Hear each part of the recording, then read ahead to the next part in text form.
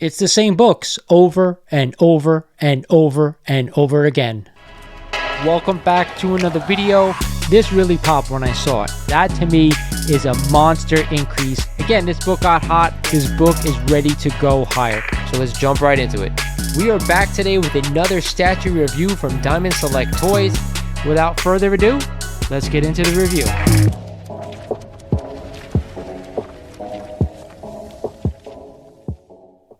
Boom! What is going on, YouTube? This is Lawrence over at Mighty Comics and Collectibles, and thank you guys out there for watching another Hot 10 breakdown of the week. If you guys aren't familiar with this one, and this is the first time you're watching my videos, I take the 10 hottest comics according to the Key Collector app, and we break them down together, and I let you know out there if I'm buying these books at these prices, or if I'm staying the hell away. Now, I started off this video saying it's the same stuff over and over and over, and I gotta be honest, I'm quite sick of it. We're gonna get to these books in just a minute, but I'm going to remind you guys, if you're not a current sub of the channel, I'm giving away a copy of Amazing Spider-Man number 16 once we get to 7,000 subs, and we're almost there. Of course, I do not want you to forget, we're also giving a copy away of this Amazing Fantasy original art print that was donated by one of the fine members of our community, so do not miss out. Lastly, hit that sub button, smash the like button for me. If you're not following me on Instagram or on Twitter, check out the links below. With that said, let's get into this week's breakdown. Starting off the list at number 10 this week is a copy of Thundercats number 1 and the first appearance of the Thundercats in comics. Of course, Lion-O, Panthro, Tigra, Chitara, Wily Kit, and Cat, and of course our favorite, Snarf. And we just had a CGC 9.8 just sell last week for a whopping $590, up 7% over the average. At least with this book, I know why it's on the list. The new series out by Dynamite just came out a few weeks ago, and of course you guys know I got my copies. But regardless, do you want to spend almost $600 on a 9.8 copy of this book?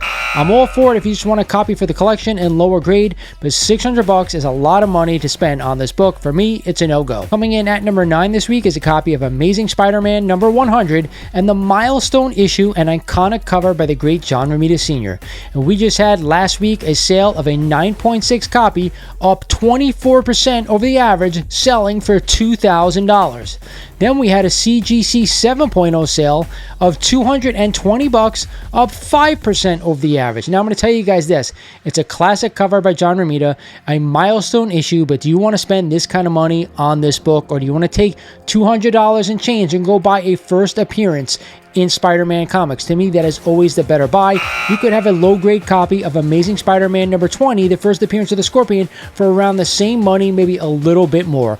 I want to buy the bigger keys. That's what I want to buy if I'm a Spidey fan, and that goes for all comics. So to me, again, at this price point, I do not want to buy it, but if you find yourself a cheap copy, then and only then, I'm a buyer. At the 8th spot this week is some more Silver Age goodness. It is a copy of Captain America number 100 and the first solo titled Captain America series in the Silver Age, beginning with issue 100. And we just had a CGC 7.5 just sell last week for $500, up 4% over the average. Then we had a CGC 5.5 sale of $290, up 3% over the average. Guys, ditto for what I just said before. This is a nice Silver Age Captain America, the first in the Silver Age, but again, $300 up to $500. Do I want to spend this kind of money on a non-first appearance? If Captain America is your jam, you probably want to own this book, and to me, if you're going to spend around $100 to $150, that's really the max I want to spend on this one. Other than being a number 1 issue starting with 100, there is no significance of this book that I can think of. So to me, I'm not buying it for the prices these are going for, but if you can find a deal on this book for around $100 to $150, that's where I become a buyer. At number 7 this week, we're going to head into the Copper Age and talk about a copy of Batman number 423 in this iconic cover by the great Todd McFarlane. And we just had a CGC 9.6 that just sold last week for $500, up 5% over the average. Then of course we had a CGC 8.0 sale for only $190, up 29% over the average.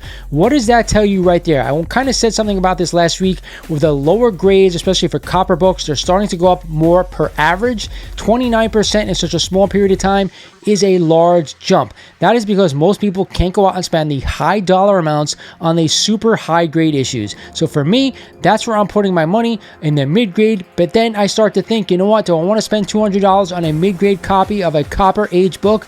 The answer is no. I love Todd McFarlane. I love the issue of this book. I love the cover of this book, but I can't see spending this amount of money just to own it. Falling to number 6 this week is a copy of Transformers #1 and the first team appearance of the Autobots and the Decepticons. And we just had a CGC 9.8 that just sold last week for $1,500, up 6% over the average. Again, a lot of these nostalgia books, that's what I call them, are really selling right now.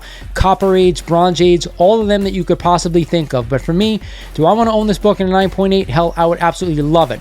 But there's no way in hell I'm spending $1,500 for one. I always tell you guys, between $100 and $150 is what I want to spend for these books. They're not investments. They're just awesome parts of our childhood.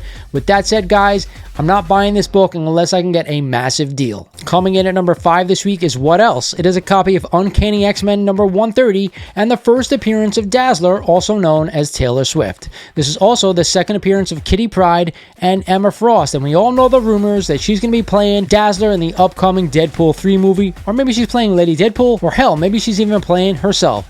Either way, we just had a CGC 9.8 that just sold the prior week for a whopping $1,885, up another 21% over the average. Then we had a CGC 7.0 sale of $138, up 10% over the average. I'm never going to tell you guys not to spend $100 on a book that you want to own, but to spend almost $2,000 on a 9.8 copy of this one, I think is absolute insanity. Hey, if you're a big X-Men fan, I always say you want to own this book, but at what cost? You're going to spend almost $2,000 or $3,000 on this book when you can go put that towards an X-Men #1 from the Silver Age?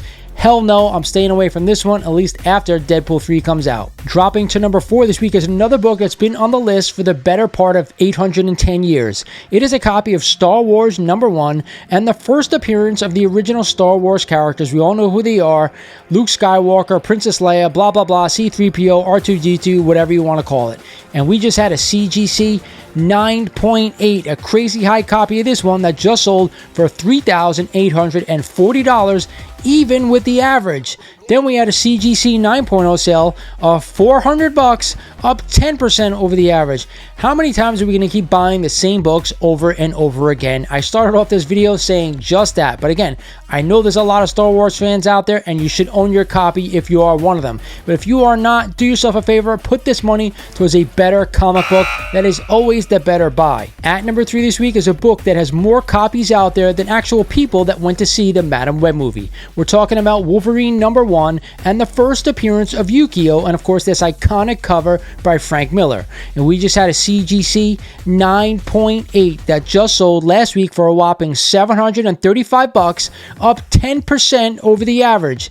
Then we had a CGC 9.0 sale of only $185, up a crazy 28% over the average. Just goes to show you again, the higher percentage moves are going in the lower grades because nobody wants to spend the money.